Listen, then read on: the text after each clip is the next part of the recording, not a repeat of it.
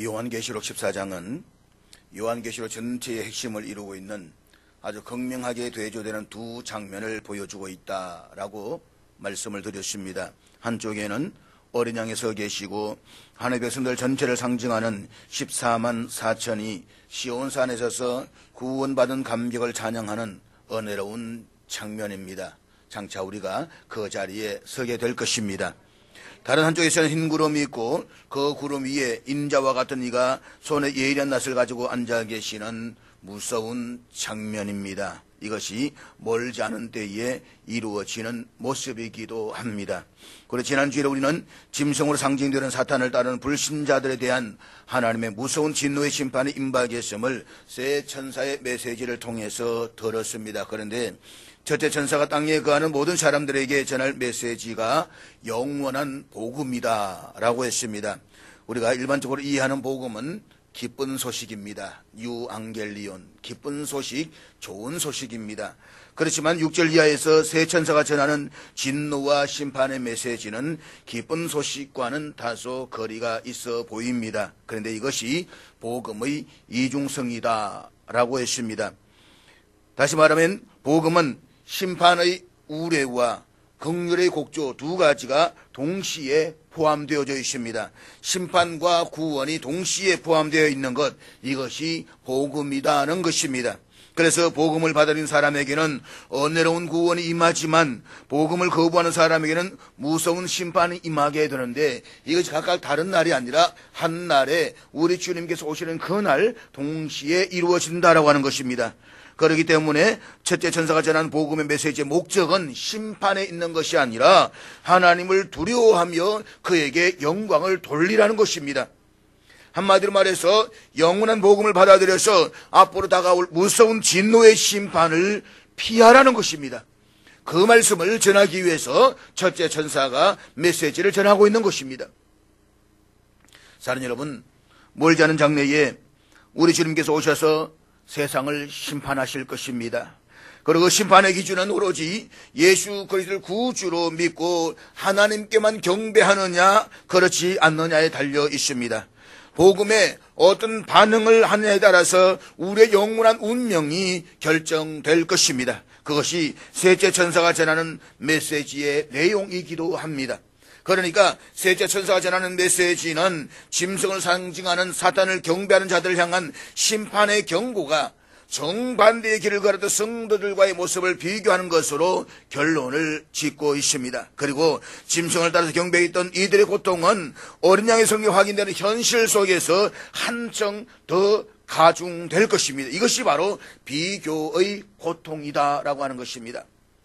14장 9절 이하에서 셋째 천사는 짐승의 표를 받고 짐승을 따라갔던 자들이 받게 되는 고통과 주 안에서 믿음을 지키고 죽은 성도들이 누리게 될 복을 비교하고 있습니다. 그러니까 복음을 거부하고 짐승을 따라갔던 자들은 어린 양 앞에서 불과 유황으로 고통을 받는데 그 고난의 연기가 세세토록 올라가면서 밤낮 쉼을 얻지 못한다라고 했습니다.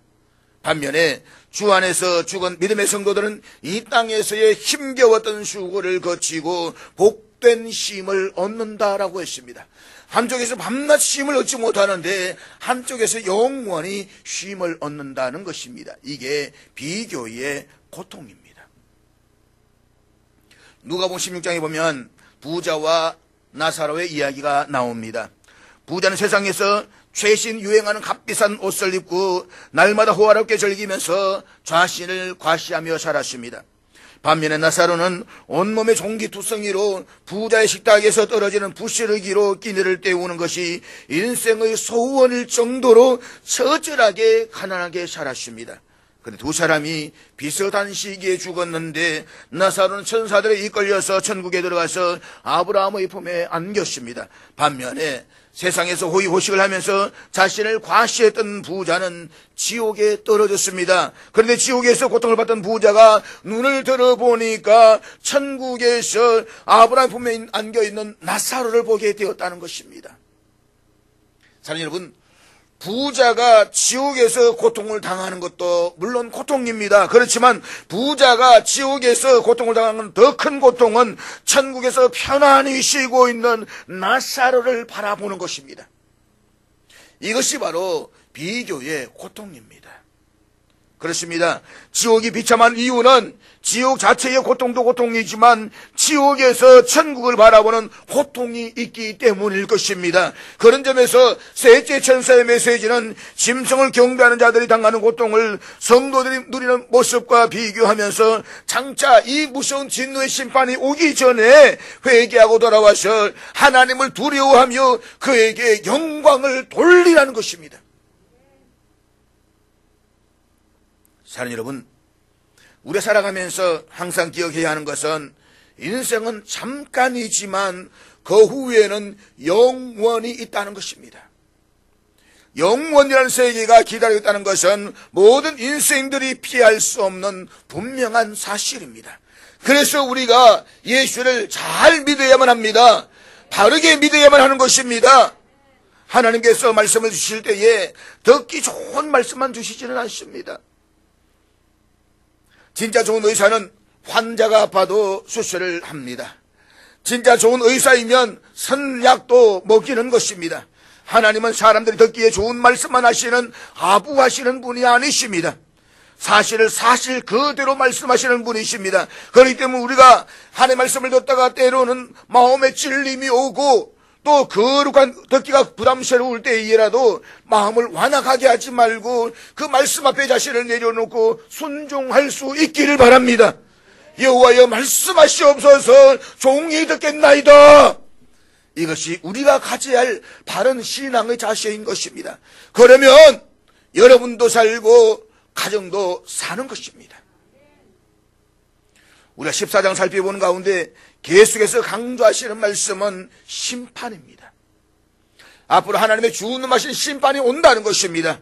지금은 긍휼의 때이고 구원받을 때입니다. 그러나 하나님의 긍휼이 사라지는 때가 옵니다. 그리고 하나님의 긍휼이 사라지는 그 자리에는 무슨 진노의 심판의 자리가 있게 될 것입니다. 이 사실을 보여주고 있는 것이 바로 오늘 본문의 말씀입니다. 오늘 본문은 그리스도를 믿는 자와 믿지 않는 자가 마지막 때에 어디로 가서 어떻게 될 것인가를 그리스도와 한 천사가 출소하는 환상을 통해서 보여주고 있습니다. 그러니까 믿는 자는 그리스도에게로, 믿지 않는 자는 죽음의 형틀로 가게 된다는 사실을 보여주고 있습니다. 그래서 끝까지 인내하며 믿음으로 승리한 자에게는 14장 1절부터 5절까지의 영광을 누리게 될 것입니다. 그렇지만 끝까지 믿음을 거부하고 또 환난과 핍박을 인해서 배교한 자는 14장 9절부터 11절까지의 영원한 형벌을 받게 된다는 사실을 보여주고 있는 것입니다. 이런 본문의 구조가 우리에게 주시는 말씀인데 이 구조를 생각하면서 이제 오늘 본문의 말씀을 다시 한번 살펴보도록 하겠습니다. 본문 14절 말씀입니다. 우리 14절 다 같이 읽겠습니다. 시작.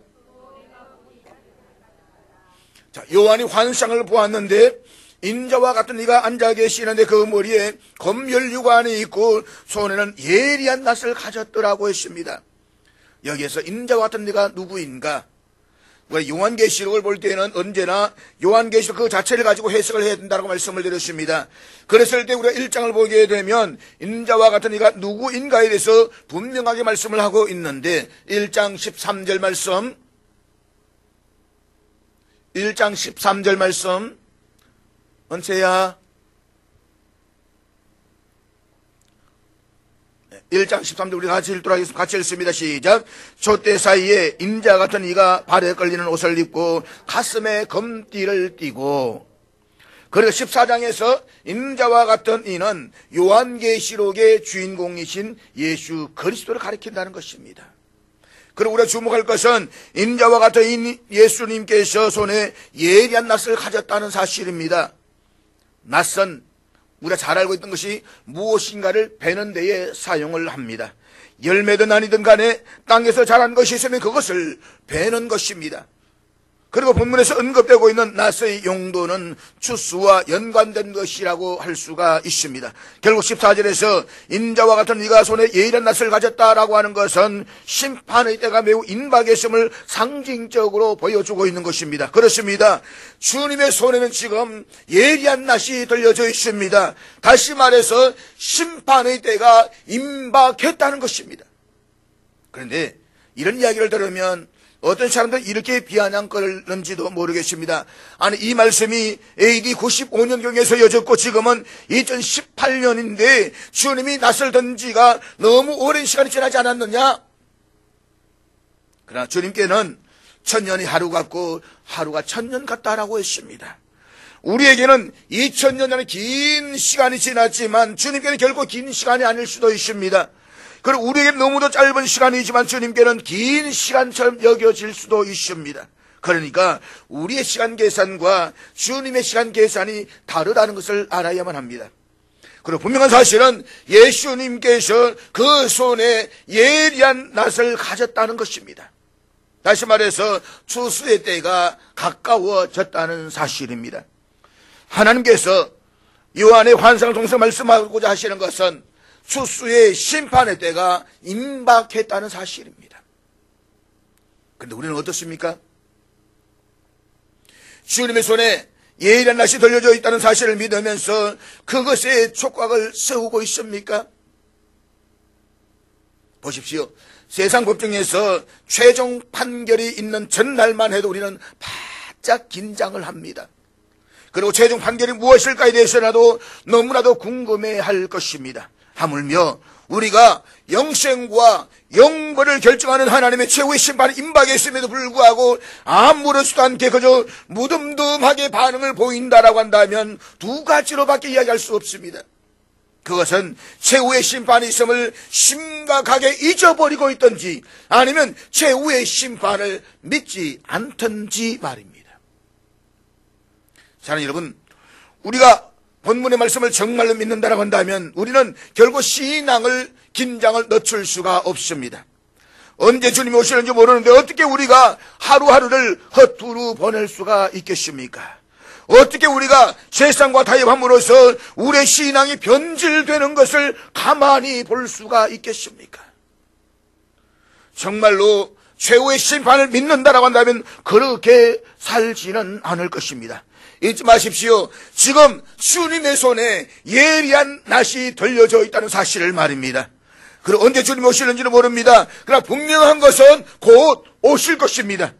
그러므로 날마다 깨어 있어서 자신을 살피는 가운데 주님을 맞이할 수 있는 저와 여러분 다 될 수 있기를 주의 이름으로 축복합니다. 계속해서 본문 15절 말씀 보도록 하겠습니다. 본문 15절 다 같이 읽겠습니다. 시작. 여기에 나오는 또 다른 천사는 앞에 나왔던 세 천사와는 구별이 됩니다. 앞의 세 천사는 다가올 심판을 선포하고 오늘 본문에서 네 번째 천사는 심판을 집행할 것을 인자와 같은 이에게 전달하고 있습니다. 그리고 네 번째 천사가 성전으로부터 나왔다라고 했습니다. 여기서 성전은 하나님의 임재를 상징하는 거룩한 장소를 가리킵니다. 동시에 어린 양의 피로서 하나님의 구속을 입은 14만 4천, 다시 말해서 아무라도 능히 셀 수 없는 큰 무리가 밤낮 하나님을 섬기는 그곳을 가리킵니다. 따라서 성전부터 나온 네 번째 천사가 예수를 향해서 큰 음성으로 긴급하게 청원합니다. 당신의 낫을 휘둘러 거두소서. 땅의 곡식이 다 익어 거둘 때가 이르렀음이니이다. 그런데 한글 개역 성경에는 번역되지 않았지만 원문에는 원인이나 이유를 나타내는 종속접소사 호티가 등장합니다. 그러니까 천사가 예수님을 향해서 낫을 휘둘러 주수할 것을 요청하는 두 가지 이유가 있습니다. 그것은 곡식이 다 익었다는 것과 거둘 때가 이르렀다는 것입니다. 한마디로 말해서 심판의 때가 다 되었다는 것입니다. 심판의 때가 다 되었기 때문에 예수님께서 예리한 낫을 가지고 곡식을 거두듯이 심판하신다는 것입니다. 이것이 앞으로 옵니다. 곧 옵니다. 그리고 이 사실은 장차 임하게 될 너무나도 분명한 사실인 것입니다. 사랑하는 여러분, 우리가 이 사실을 알게 될 때에 어떻게 행동해야 할까요? 지금은 언제의 날이요? 지금은 구원의 날입니다. 지금 우리는 성령의 능력을 받아서 가족과 이웃을 향해서 구원의 주소를 위해 애를 써야만 합니다. 그가 누구든지 회개하고 예수 그리스도를 구주로 믿지 않으면 예리한 낯으로 심판의 주소를 당하게 될 것입니다. 기억하십시오. 지금은 구원의 주소의 때입니다. 그러나 장차 주님이 오시면 심판의 주소를 하십니다. 그때가 반드시 옵니다. 그때가 오면 이미 늦었습니다. 이 사실을 지금 예리한 낯을 통해서 미리 우리에게 보여주시는 것입니다. 그 다음에 17절부터는 또 다른 이미지가 펼쳐지고 있습니다. 17절에서의 또 다른 천사는 14장에 나오는 다섯째 천사인데 그 예수님의 손에 들려져 있는 것과 같은 예리한 낯을 가졌다라고 했습니다. 그리고 18절에 보면 여섯째 천사가 제단으로부터 나오는데 우리 본문 18절 다 같이 읽도록 하겠습니다. 18절 같이 읽습니다. 시작. 자, 16절에서는 인자와 같은 이가 예리한 낯을 가진 것으로 나와 있는데 17절에서는 천사가 예리한 낯을 들고 예수님의 심판을 대행하고 있는 것을 보여주고 있습니다. 그리고 앞에서의 두 천사는 성전에서 나왔다라고 했는데 18절에서는 여섯째 천사가 제단으로부터 나왔다라고 했습니다. 그 다음 여기에서 제단은 어디를 가리키는 것입니까? 여기에 제단은 요한계시록 8장에 나오는 제단을 말하고 있는 것인데 우리 요한계시록 8장 3절 다 같이 읽도록 하겠습니다. 같이 읽습니다. 시작. 또 다른 천사가 와서 제단 곁에 서서 금향로를 가지고 많은 향을 받았으니 이는 모든 성도의 기도와 우리가 8장을 공부할 때의 기억을 한번 되살려 보시기를 바랍니다.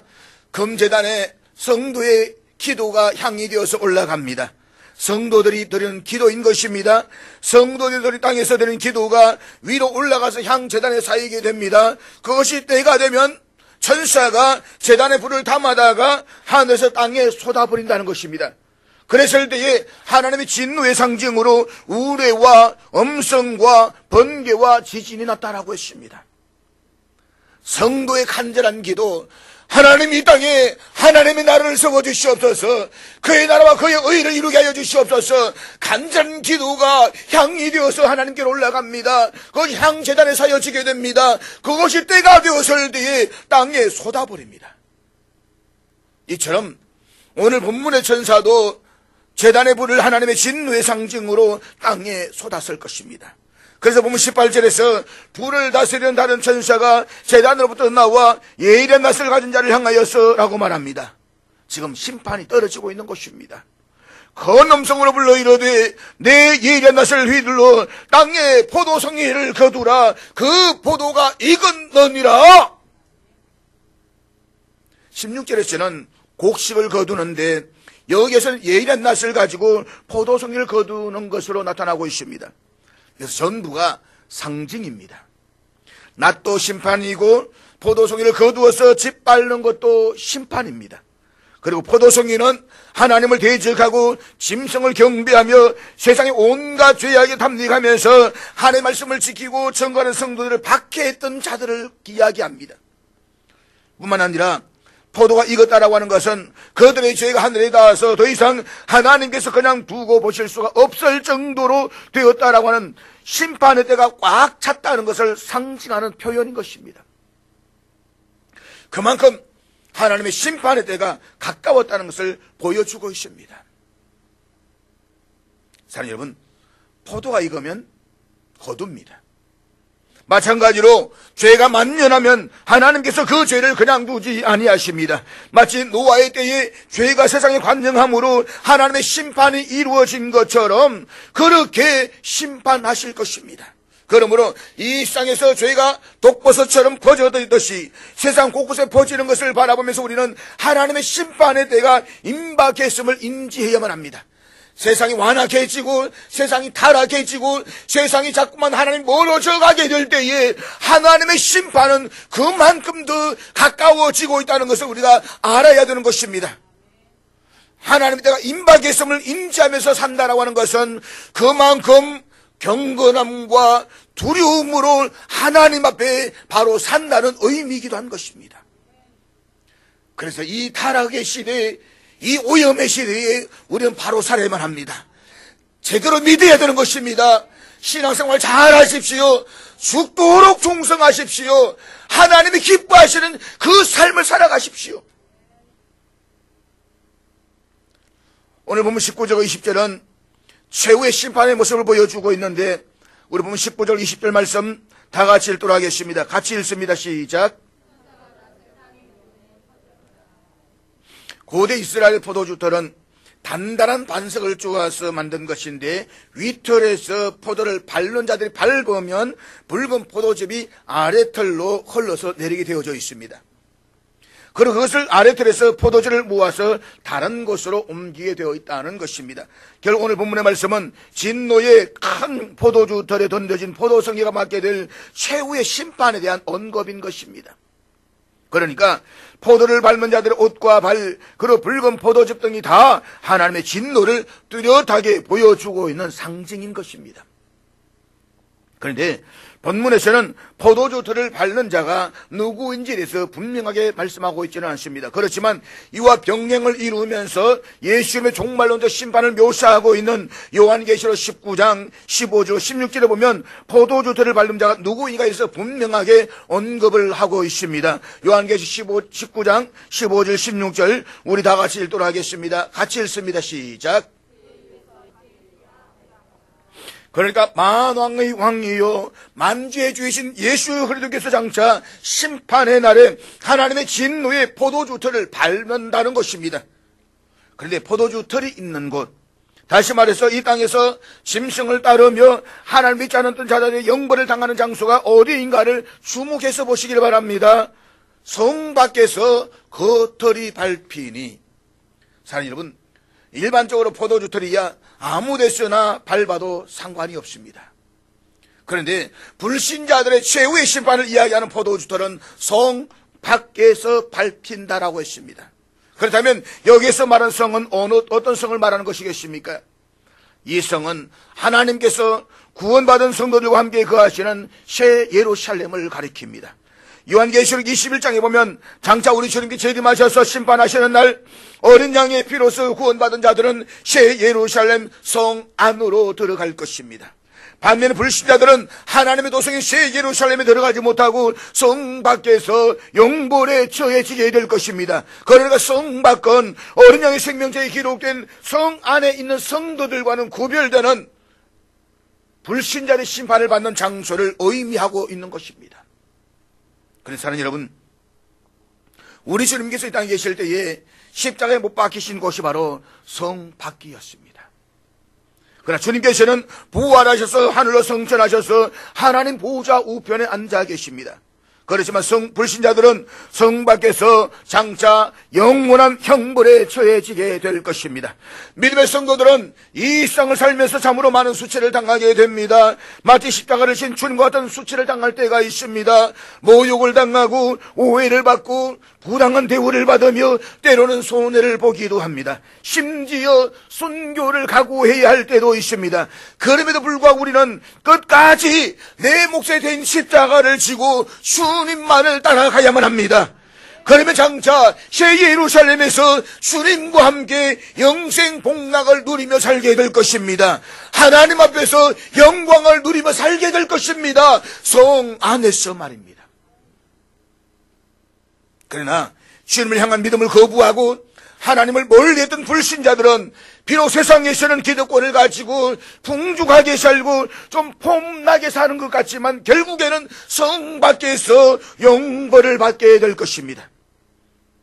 그렇기 때문에 이 땅에서 불신자 누리는 하나님 없는 부귀영화를 부러워하거나 탐내지 마십시오. 저들은 잠깐 후면 성 밖에 쫓겨나서 이를 갈며 슬피 울게 될 것입니다. 저들은 고난의 연기가 세세토록 올라가면서 밤낮으로 쉼을 얻지 못할 것입니다. 자, 그런데 보면 20절을 보시기 바랍니다.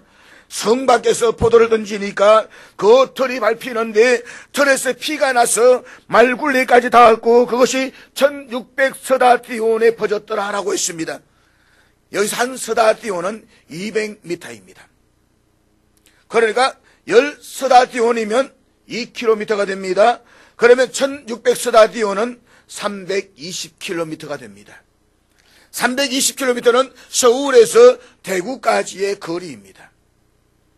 서울에서 대구까지의 거리에 시뻘건 포도즙 같은 것이 쭉 흐르고 있습니다. 피가 흐르고 있다는 것입니다. 여러분, 서울의 태화강도 얼마 되지 않습니다. 이 태화강 전체가 시뻘건 피가 흘러간다 하면 상상해 보십시오. 얼마나 끔찍하겠습니까? 얼마나 두렵겠습니까? 그런데 서울에서 대구까지 시뻘건 피의 강이 흐르고 있습니다. 무시무시한 심판을 말하고 있는 것입니다. 그런데 이것은 실제적인 거리를 나타내는 문자가 아니라 하나님의 심판의 맹렬함을 드러내는 상징적인 표현입니다. 그러니까 1600서다디오는 4 곱하기 4 곱하기 10 곱하기 10으로 되어져 있습니다. 여기서 4년은 피조수입니다. 그러므로 요한계시록 5장 6절에서 내 생물은 온 우주 삼라만상, 그러니까 하나님의 피조세계 전체를 뜻하고 7장 1절에서 천사가 서 있는 땅 내 모퉁이는 온 세상 전체를 뜻합니다. 그리고 10은 완전수인 동시에 왕들과 관련된 수입니다. 따라서 이것은 예수님의 종말론적 심판이 온 우주 삼라만상 모두를 보고하는 심판인 동시에 세상 권세를 향한 심판이라는 것을 보여주고 있는 것입니다. 그러니까 예수를 믿지 않는 사람들 전체가 철저하게 무자비하게 심판을 받는다는 것입니다. 그것을 4 곱하기 4 곱하기 10 곱하기 10으로 표현하고 있는 것입니다. 이것은 예수님께서 오셔서 행하실 종말론적 심판이 얼마나 철저하며 무시무시한 심판인가를 우리에게 미리 보여주고 있습니다. 사랑하는 여러분, 여러분이 만약에 사도 요한 같은 상황에서 오늘 본문의 말씀에 기록된 환상을 보았다라 한번 상상해 보십시오. 신앙 때문에 유배를 당하고 사랑 믿음의 성도들이 핍박을 당할 뿐만 아니라 어떤 성도들은 순교를 당하기도 했습니다. 이런 끔찍하고도 극한 상황에서 이 환상을 보았다라고 한다면 여러분은 어떤 반응을 할 것 같습니까? 아마 위로를 받을 것입니다. 담력을 얻게 될 것입니다. 그래서 14장은 힘든 세상에서 교회와 성도들이 끝까지 인내하는 믿음으로 죽도록 충성해야 하는 이유를 우리에게 말씀하고 있는 것입니다. 우리는 14장에서 하늘의 시온산에서 승리하신 어린 양과 더불어 하늘 백성들 전체를 상징하는 14만 4천이 새 노래를 부르는 모습을 보았습니다. 하나님의 인치심을 받고 구원을 받은 성도들이 무서운 악의 세력에 펼치는 박해와 시련에도 불구하고 마침내 승리하는 모습을 보여주고 있습니다. 그렇기 때문에 힘든 세상에서 장차 시온산에서 어린 양과 더불어 승리의 반열에 서 있을 우리의 모습을 마음에 품고 살아갈 수 있기를 주의 이름으로 축복합니다. 세상에 비록 내가 힘듭니다, 곤고합니다, 멸시를 당합니다, 예수를 믿는다는 것 때문에 어려움을 당할 때가 있습니다. 그러나 지금 당하는 어려움을 생각하지 마시고 장차 시온산에서 주님과 함께 서 있을 그 날을 바라보면서 오늘을 살아갈 수 있기를 바랍니다. 사랑하는 여러분, 하나님은 그의 사랑하는 백성들인 저와 여러분들을 세상에서 넉넉히 이기시도록 하시기 위해서 부르셨습니다. 우리의 최종적인 운명은 악을 정복하고 승리의 새노래를 부르는 성도들의 대열에 함께 서 있는 것입니다. 그러므로 우리가 이 땅 위에 펼쳐지는 현실로 인해서 힘들고 곤고한 시간을 지나갈 때에 이 천상의 장면을 마음에 품고 살아갈 수 있기를 바랍니다.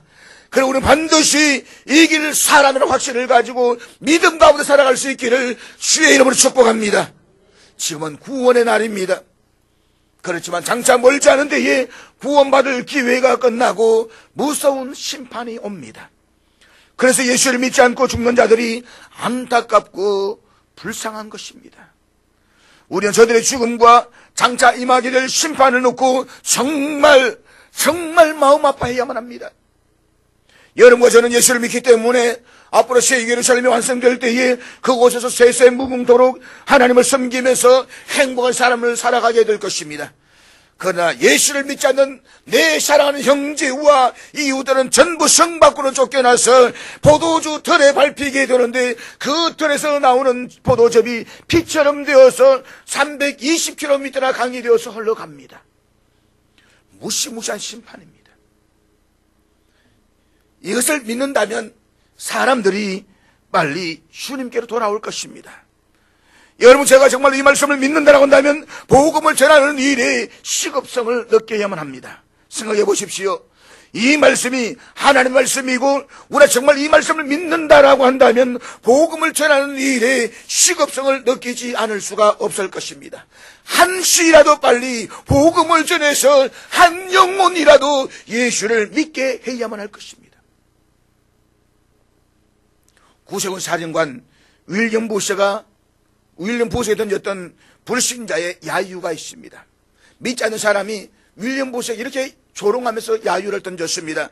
당신의 그리스도인들은 다가올 심판과 회개의 날, 그래서 그 결과를 회개하지 않고 그리스도를 거절하는 자들은 영원히 멸망한다는 것을 믿는다고 하는데, 만일 내가 그것을 믿는다면 나는 영국 런던 전역을 밤낮 깨어진 유리조각 위에 맨무릎으로 기어다니면서 사람들에게 다가올 진노를 피하라고 말하겠소. 정말 내가 그것을 믿는다라고 한다면 나는 유리조각 위에 맨무릎으로 기어다니면서, 여러분, 앞으로 심판이 다가옵니다. 이 심판을 피하는 길은 예수 그리스도밖에 없습니다. 맨무릎으로 기어다니면서 다가올 진노를 피하라고 제가 말하겠습니다. 이 말을 듣고 구세군 사령관인 윌리엄 보스가 정신이 번쩍 들었습니다. 그래서 구세군을 창설해서 전 세계를 돌아다니면서 복음을 전거했습니다. 사랑하는 여러분, 여러분은 정말 예일한 낮의 심판과 포도주 들을 짓밟는 무시없는 심판이 다가오고 있다는 것을 믿으십니까? 오늘 예일한 낮의 심판과 포도주의 이 들의 심판을 우리는 들었습니다. 그렇다면 우리는 정말로 복음을 전거해야만 합니다. 제일 먼저 믿지 않는 가족들에게 이 복음을 전해야만 합니다. 사랑하는 가족들을 위해서 눈물을 흘려가며 기도해야만 합니다. 주님, 꿈에라도 주님께서 저들의 심령에 나타나셔서 주님께로 돌아오지 않고서는 견딜 수 없도록 만들어 주시옵소서. 성령의 능력으로 믿지 않는 가족들의 마음에 열으셔서 주님께로 돌아오게 해 주시옵소서. 방어지람 힌들교회 조인호 목사님이 계십니다. 30살의 장로님 되셔가지고 돈을 얼마나 많이 벌었던지 보이는 게 돈밖에 안 보이더랍니다. 근데 그 권사님은 우리 남편이 저 길로 가서는 안 되는데, 우리 남편이 목회의 길로 가야 되겠는데, 그래서 이 권사님이 울면서 기도했습니다. 하나님, 우리 남편 망하게 해주세요. 쫄딱 망하게 해주세요. 숟가락 하나 없게 망하게 해주세요. 울면서 기도합니다. 집에 와서도 울면서 기도하니까 이 장로님이 너무 쪽팔려가지고 제발 그만 울으라고, 그만 진짜라고, 그래 더 기도합니다. 하나님, 우리 남편 망하게 해주세요. 결국 그 장로님이 다 접어두고 신학을 해서 지금 목회하지 않습니까? 지금 예리한 낙과 포도주의 털의 심판을 우리는 다 들었습니다. 역사의 마지막에 일어날 일들을 우리는 너무나 잘 알고 있습니다. 우리가 정말 이 심판을 믿는다라고 한다면 내 사랑하는 가족들, 내 이웃들에게 복음을 전하지 않고서는 견디지 못할 것입니다. 그리고 전도하기 위해서 기도하지 않을 수가 없습니다. 사랑하는 여러분, 하나님의 말씀을 듣는 것으로 만족하지 마시고 듣는 대로 그 말씀에 순종하시기를 바랍니다. 세세토록 지옥의 불덩이 속에서 고통받게 될 저들의 영혼들 한번 생각해 보십시오. 한번 그곳에 갔다 왔으면 정말 좋겠습니다. 그런데 그렇지 못하니까 너무 안타깝습니다. 저희 정말 예리한 낮과 포도주들의 심판을 당하지 않기 위해서 저들이 주께로 돌아오지 않으면 견딜 수 없도록 역사해달라고 기도할 수 있는 저와 믿을 수 있기를 주의 이름으로 축복합니다.